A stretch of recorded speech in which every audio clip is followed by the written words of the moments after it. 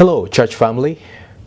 Following the recent increase of COVID cases in the country and in our area, the church leadership has consulted with some of our medical personnel, and together we have considered some guidelines to encourage safety for our church family as we do the best that we can to navigate the current health crisis.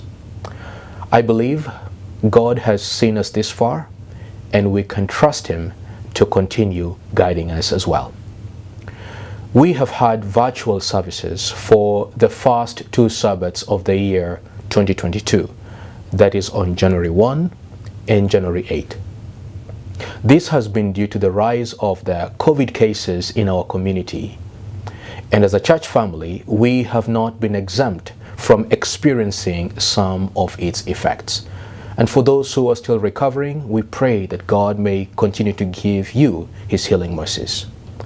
The 7-day percent positive rate has been above 28%, and the number is still climbing. Seemingly, we have not reached the peak.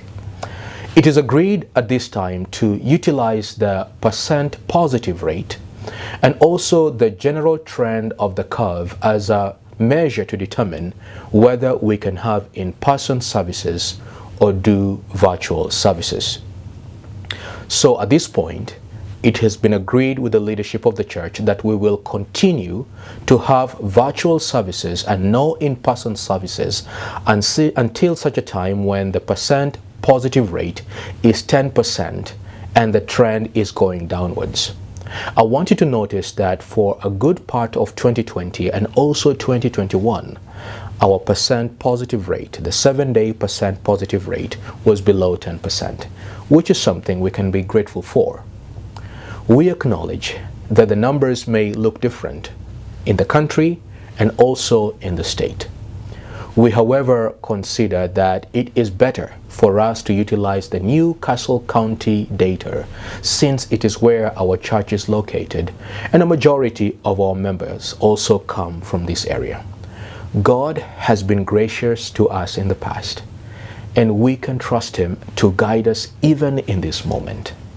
And so I want to invite you to consider a few action steps for yourself and for myself.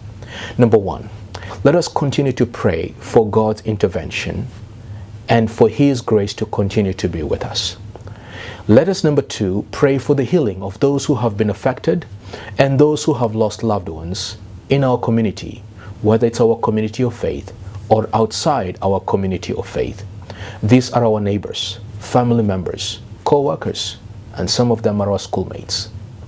The third thing I want to encourage us to do is to do the best you can with every situation to practice the best safe measures so that we can keep everyone safe. The issue about how best to manage and live in this time with COVID has created tension and division in our nation.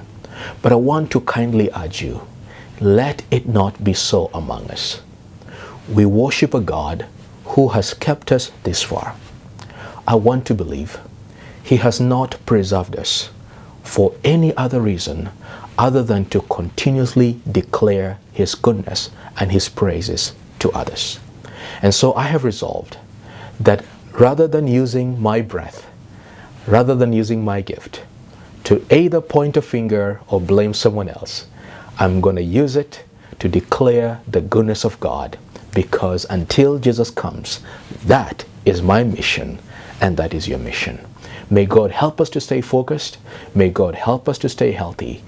May we utilize this opportunity to continue sharing the goodness of God in the circles of influence wherever we are.